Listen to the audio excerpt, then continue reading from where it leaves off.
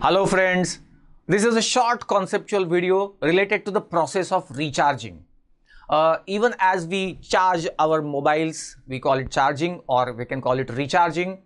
Similarly, the process of recharging is also taking place in our excitable tissues in the body. So let's see what is this recharging. But before that, we will start from the basics because I saw many students have some confusion regarding the basic concepts. Here is an MCQ which was asked a few years ago in PG entrance exam. Which of the following is a correct statement? Now these statements are related to the action potential and its relation with the muscle contraction and relaxation. So here are the statements. A. Depolarization leads to muscle contraction. B. Repolarization leads to muscle relaxation. C. Action potential leads to muscle contraction, that is depolarization and repolarization together leads to muscle contraction, and D, action potential, that is depolarization and repolarization together leads to muscle contraction and relaxation. You want to try this? Majority of the students they answer C as the correct statement, possible correct statement. That's not correct. Even D is not a correct statement. The only correct statement in this is A. Depolarization leads to muscle contraction. That's the only correct statement in this. Why so? Now let's understand what is depolarization, what is repolarization, and what is recharging. That's the point for today's video, the concept of recharging. So, from the basics, there are excitable tissues in the body, nerve and muscle. They have excitable cells. Their membranes excite. But when they are not exciting, they are in a resting state. Resting state. They are said to be at resting membrane potential. And it is minus 70 or minus 90 on the inside. So it is negative on the inside and the cells are resting. This is called as resting membrane potential, or we can call it polarized state of the cell.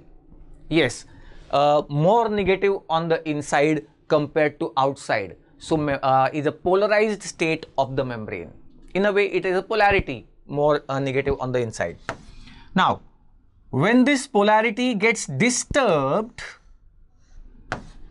and inside of the membrane becomes positive, it is the membrane excitation. So first point, when the membrane polarity gets disturbed, that is inside of the membrane becomes positive, it is membrane excitation. And because the membrane polarity is disturbed, it is called as depolarization. All right. So depolarization means membrane excitation, point number one.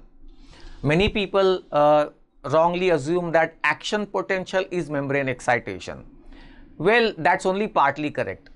Real correct concept is depolarization is membrane excitation. Inside of the membrane becomes positive because positive charges come into the cell. And the positive charges in the form of sodium in the case of nerve. So sodium bringing in positive charges, the membrane is depolarized, membrane is excited. Well, this goes on occurring at every point of the nerve, and that is what we call as traveling impulse. So the next point is, if the events are occurring at one point of the nerve, we will call it depolarization, or we can call it action potential. And since it travels, it goes through the nerve, it is called as a traveling impulse. So impulse means a traveling excitation, and action potential means the events that occur at one point. All right. Okay. Now, when the membrane excites, it has to recover from excitation. So recovery from membrane excitation is called as repolarization. Membrane going back to its original negativity on the inside, original polarity with excess negative on inside. How does that happen? potassium going out from that same point. Potassium going out means positive charges are going out. That means excess negativity again re-established. So membrane potential is re-established, and therefore it is called as repolarization. So please remember, depolarization is equal to membrane excitation. As it travels through the membrane, it is called as an impulse. And then recovery from membrane excitation, which occurs at every point, it is called as repolarization. Remember like this, it is the depolarization that travels. Repolarization does not travel. Don't take it as a part of traveling impulse. Repolarization occurs at every point. The point that was depolarized, now it is recovering from excitation. So that is repolarization. Okay. So in real sense, it's only the depolarization which should be considered as a traveling impulse. And depolarization and repolarization together constitute what we call as action potential. All right. So recovery from membrane excitation. Membrane has recovered. Good. That should be the end of it, isn't it? Now comes the real point. Imagine that you have a mobile phone and which is completely charged in the morning, but immediately the phone starts ringing and people start calling you, and you take the phone. What will happen at the end of 10 or 15 such calls? Your battery will be completely drained out, isn't it? Which means that you will have to charge or recharge the phone possibly after every phone call. Now consider that same example here. Imagine that the nerve is exciting, and with every excitation, sodium is coming in by concentration gradient and potassium is going out again by concentration gradient of potassium and causing repolarization. So what will happen after 100 such impulses, after 100 such excitations, all the sodium will have come in and all the potassium will have gone out. There will be no possibility of 101st excitation, isn't it?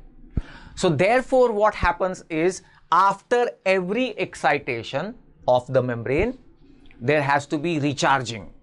The sodium that has come in has to be sent out, and the potassium that went out causing repolarization, it has to be brought back in, and that is the process called as recharging. So the next point is, at the end of every action potential or after every impulse traveling through the nerve, there is recharging of the nerve, and the recharging is done by our champion, sodium potassium pump. You know what is the function of sodium potassium pump. It takes the sodium from inside and throws it out, and potassium from outside is brought into the cell. That's the function of sodium potassium pump. So yes, it does that job here at the end of every action potential.